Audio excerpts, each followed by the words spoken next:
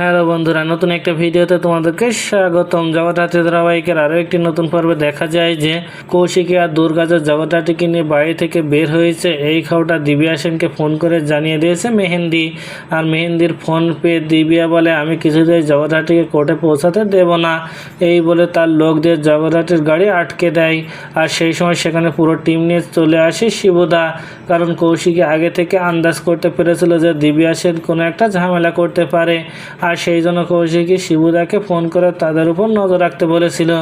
তারপর দিব্যার লোক সেখান থেকে পালিয়ে গেলে জগদ্ধাত্রীকে নিয়ে নিরাপদে কোর্টে চলে আসে কৌশিকী ও দুর্গা।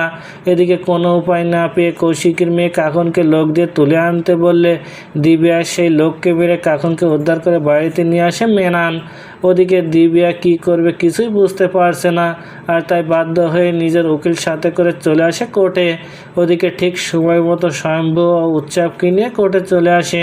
তারপর কোর্টের কাজ শুরু হলে দিব্যা বলে, একজন অসুস্থ রোগী যে হাঁটতে পারে না, কথা বলতে পারে না, সে কিভাবে সাক্ষী দেবে। দিব্যার মুখে এমন কথা শুনে নিজের হুইল চেয়ার থেকে উঠে দাঁড়ায় জগদ্ধাত্রী আর দিব্যাকে বলে, আমি এখন পুরোপুরি সুস্থ, তোকে আজ আমি সারা জীবনের জন্য জেলে পাঠাবো।